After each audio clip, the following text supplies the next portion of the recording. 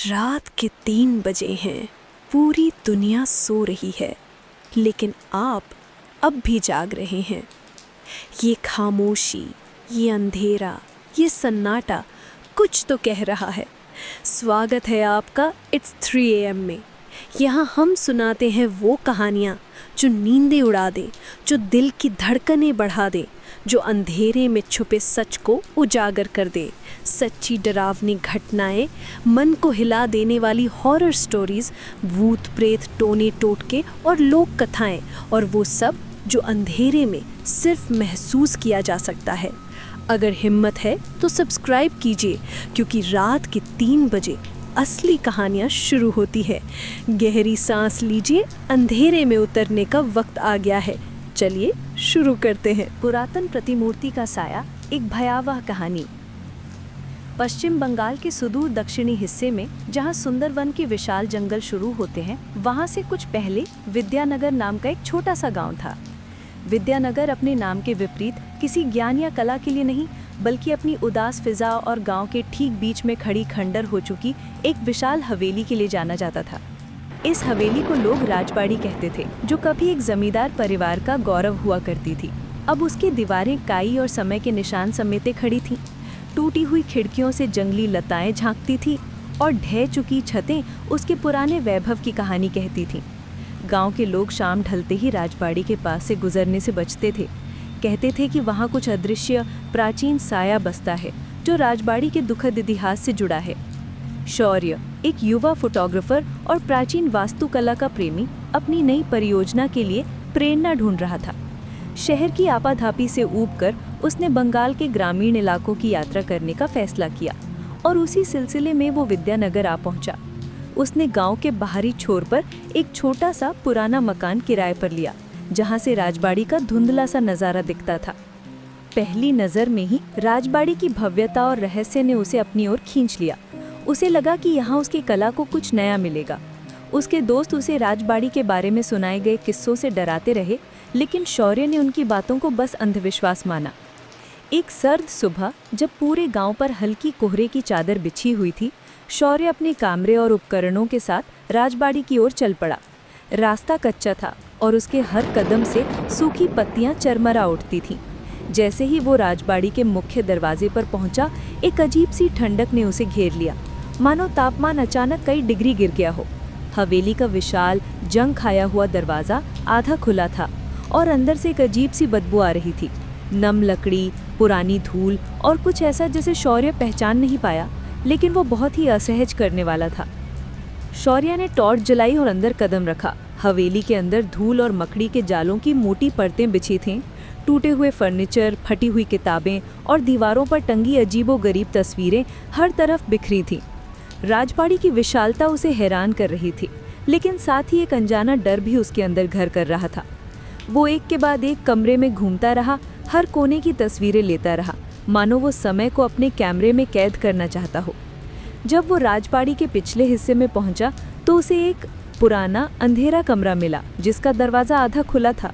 कमरे के अंदर और भी ज़्यादा अंधेरा था और हवा में घुटन महसूस हो रही थी। शौर्य ने टॉर्च की रोशनी डाली। कमरे के कोने में एक पुरानी टूटी हुई लकड़ी की अलमारी थी। शौर्य ने अलमारी को खोला और उसकी नज़र अंदर रखी एक अजीब सी वस्तु पर पड़ी। वो एक छोटी सी, लगभग 1 फुट ऊंची धातु की बनी मूर्ति थी। ये ढोकरा कला की थी। ढोकरा बंगाल की एक प्राचीन धातु कला है। इसमें धातु को पिघलाकर तारनुमा आकृतियाँ बनाई जाती हैं। मूर्ति एक नृत्यांगना की थी, जो एक अजीब सी मुद्रा में खड़ी थी। उसके बाल बिखरे हुए थे और उसकी आंखें खोखली थीं, जैसे किसी ने उन्हें निकाल लिया हो। उसके चेहरे पर एक अजीब सी शांत मुस्कान थी, जो उसे एक साथ सुंदर और डरावना बना रही थी। मूर्ति बहुत पुरानी लग रही थी। उस पर जंग और समय के निशान थे। शौर्य को ऐसी अनोखी चीज़ें इकट्ठा करने का शौक था। उसे लगा कि ये मूर्ति उसके संग्रह के लिए एक शानदार चीज़ होगी। उसने मूर्ति को उठाया, उसे झाड़ा और अपने कैमरे के बैग में रख लिया। उसे नहीं पता था कि उसने अपने साथ क्या ले लिया है। शुरुआत में सब कुछ सामान्य रहा। शौर्य ने मूर्ति को अपने कमरे में एक शेल्फ पर रख दिया और अपने फोटोग्राफी के काम में मग्न हो गया। मूर्ति बस एक पुरानी सजावट की चीज़ बनकर रह गई थी, जो उसके कमरे की सुंदरता बढ़ा रही थी। लेकिन कुछ दिनों बाद शौर्य को अपने आसपास कुछ अजीब महसूस होने लगा। पहले तो उसे लगा कि ये उसकी कल्पना है। रात के समय जब वो अपने कमरे में अकेला होता तो उसे हवेली से आती हुई हल्की सी आवाज़ें सुनाई देती, कभी पुरानी लकड़ी के चरमराहट की, कभी हवा में किसी के चलने की धीमी आहट, जबकि बाहर कोई हवा नहीं चल रही होती थी। कभी कभी उसे हवा में एक अजीब सी मीठी लेकिन बासी गंध भी महसूस होती, जैसे सूखे हुए फूल और पुरानी यादें एक साथ आ रही हों। एक रात शौर्य देर रात तक अपनी तस्वीरों को एडिट कर रहा था। वो थका हुआ था और उसकी आंखें नींद से बोझिल थीं। उसने पेंसिल नीचे रखी और जब उसने अपनी मेज से उठकर पानी पीने के लिए मुड़ा तो उसकी नज़र शेल्फ पर पड़ी। ढोकरा मूर्ति जो पहले सीधी रखी थी अब थोड़ी झुकी हुई थी, जैसे किसी ने उसे धीरे से हिलाया हो। शौर्य को लगा कि उसने गलत देखा है। उसने अपनी आंखें मली और फिर देखा, मूर्ति जस की तस थी। शायद नींद आ रही है, उसने सोचा और इस विचार को झटक दिया। अगली सुबह जब शौर्य उठा तो उसने देखा कि उसकी मेज पर रखी कुछ तस्वीरें उलट गई थी और उसके कुछ उपकरण जमीन पर बिखरे पड़े थे। रात में वो सब कुछ व्यवस्थित करके सोया था। उसके मन में एक अजीब सा विचार आया, क्या ये मूर्ति की वजह से हो रहा है?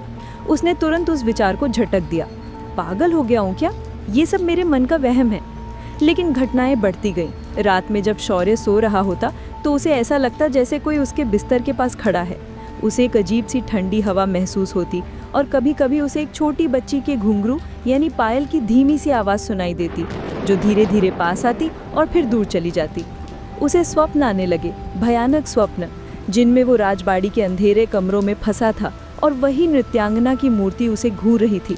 उसकी खोखली आंखों से आंसू बह रहे थे। वो डर कर जाग जाता, लेकिन कमरे में कोई नहीं होता सिवाय उस ढोकरा मूर्ति के, जो अब उसकी सीधी देख रही होती।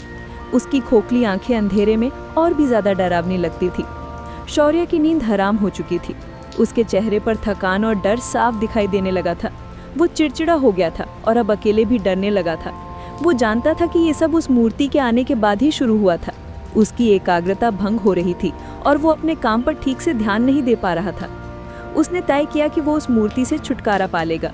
उसने उसे एक पुराने कपड़े में लपेटा और गांव के बाहर एक तालाब में फेंकने को सोचा।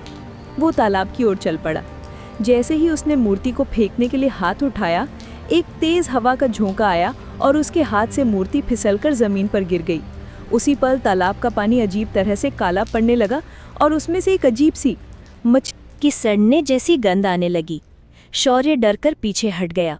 उसने मूर्ति को उठाया और इस बार उसे जलाने की सोची। उसने मूर्ति को आग में डाल दिया, लेकिन आग उस पर असर नहीं कर रही थी। मूर्ति बस हल्की सी तप रही थी और उसके धातु के शरीर पर कोई निशान नहीं आ रहा था। शौर्य पूरी तरह से टूट गया।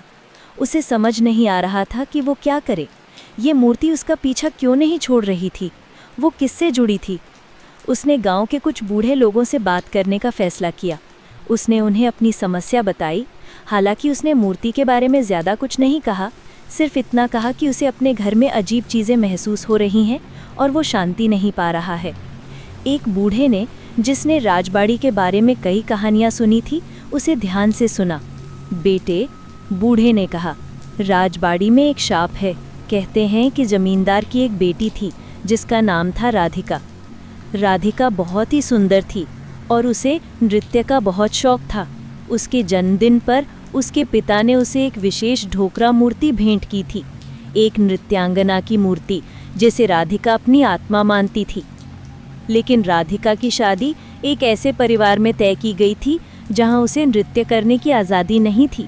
राधिका ने अपनी शादी से एक रात पहले राजबाड़ी की उसी मूर्ति वाले कमरे में खुद को खत्म कर लिया। उसकी आत्मा अपनी मूर्ति और अपने अधूरे सपनों के साथ राजबाड़ी में ही कैद हो गए। जो कोई भी उस मूर्ति को अपने पास रखता है, उसे राधिका का दुख और उसकी आत्मा की बेचैनी महसूस होती है।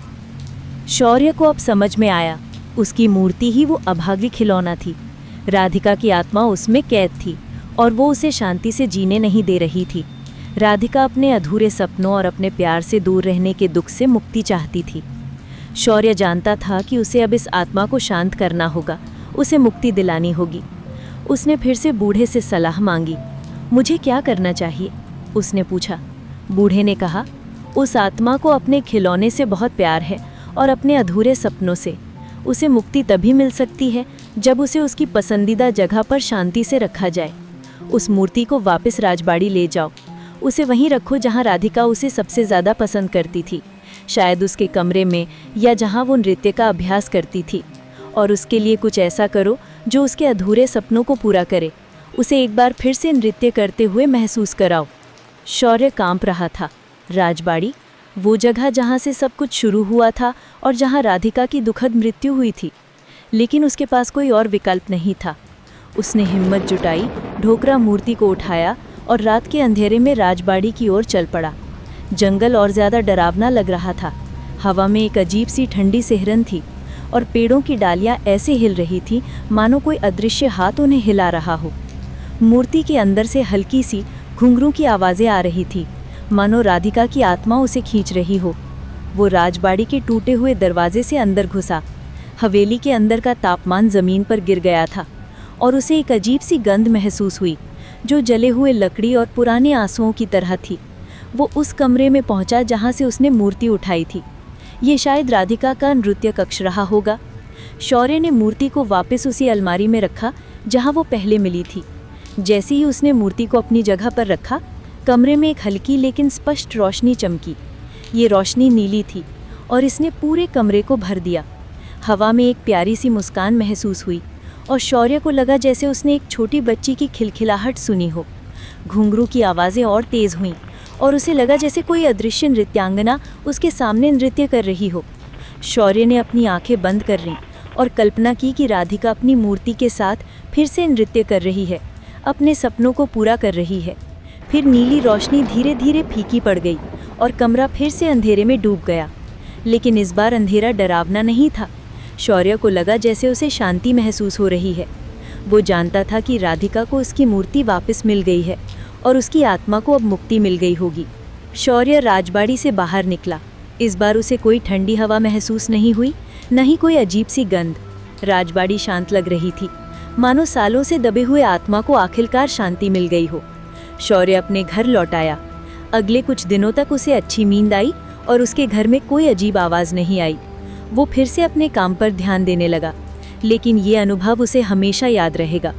उसने सीखा कि कुछ चीज़ें ऐसी होती हैं जो सिर्फ भौतिक नहीं होती हैं, और कुछ कहानियाँ ऐसी होती हैं जो सिर्फ किताबों में नहीं बल्कि हमारी दुनिया में भी जीवित रहती हैं। विद्यानगर गांव में धीरे धीरे सब कुछ सामान्य होने लगा। राजबाड़ी अभी भी वहीं खड़ी थी, लेकिन अब लोग उसके पास से गुजरने से ज़्यादा नहीं डरते थे। शौर्य ने उस हवेली और ढोकरा मूर्ति के बारे में एक नई कहानी लिखी, जिसमें उसने राधिका के दुखद अंत और मूर्ति से जुड़ी उसकी आत्मा का वर्णन किया। लेकिन उसने किसी भूत प्रेत या जादू टोने का सीधा जिक्र नहीं किया, सिर्फ एक प्राचीन वस्तु के गहरे प्रभाव और एक दुखद प्रेम कहानी का। कहानी ने गांव वालों को एक नए तरह से सोचने पर मजबूर किया। वो अब राजबाड़ी को सिर्फ एक डरावनी जगह नहीं बल्कि एक दुखद कहानी का घर मानते थे। कुछ लोग अब वहां जाकर राधिका के लिए फूल चढ़ाते और धीरे धीरे राजबाड़ी का नाम राधिका की राजबाड़ी में बदल गया। शौर्य ने अपने जीवन का सबसे बड़ा सबक सीखा। उसने समझा कि कभी कभी हमें चीज़ों को उनके मूल स्थान पर ही छोड़ देना चाहिए और कुछ कहानियों का सम्मान करके उन्हें वहीं रहने देना चाहिए जहां वो शुरू हुई थी। उस ढोकरा मूर्ति ने उसे डराया ज़रूर, लेकिन उसने उसे जीवन का एक गहरा सत्य भी सिखाया कि प्यार, कला और अधूरे सपने भले ही कितने भी पुराने हो जाएं, कभी कभी भौतिक सीमाओं को पार कर जाते हैं। एक दिन जब शौर्य अपनी बालकनी में बैठा था तो उसने देखा कि राजबाड़ी के ऊपर, जहां राधिका का नृत्य कक्ष था, एक छोटी सी चमकती हुई तितली मंडरा रही थी। तितली कुछ देर तक मंडराती रही, फिर धीरे धीरे आसमान में ओझल हो गई। शौर्य ने महसूस किया कि ये शायद राधिका का संकेत था कि वो अब शांत और मुक्त है। और उस दिन से शौर्य को पता था कि उस ढोकरा मूर्ति की कहानी अब पूरी हो चुकी थी और विद्यानगर गांव में एक नई लेकिन दुखद शांति छा चुकी थी। राजबाड़ी अभी भी वहीं खड़ी थी, लेकिन अब वो सिर्फ एक भव्य पुरानी इमारत थी जिसमें समय और भाग्य की एक दुखद कहानी कैद थी जिसे कोई कभी नहीं भूला पाएगा। एक ऐसी निशानी जो उन्हें हमेशा याद दिलाएगी कि कुछ चीज़ें ऐसी होती हैं जिन्हें कभी नहीं छूना चाहिए। ये थी आज की डरावनी कहानी इट्स 3 AM क्लॉक की ओर से। अगर इस अंधेरे में आपको भी कोई परछाई महसूस हुई हो तो समझ जाइए, ये तो बस शुरुआत है। ऐसी और भी खौफनाक और रहस्य से भरी कहानियों के लिए अभी के अभी सब्सक्राइब करें हमारा चैनल इट्स 3 AM क्लॉक। और हाँ, घंटी बजाना मत भूलिएगा, क्योंकि अगली बार जब घड़ी की सुई रात के 3 पर रुकेगी, हम फिर लौटेंगे एक नई सिहरन के साथ। हमें फॉलो करें और डर की इस दुनिया में हमारे साथी बने। फिर मिलेंगे अगली डरावनी रात में ठीक 3 AM पर।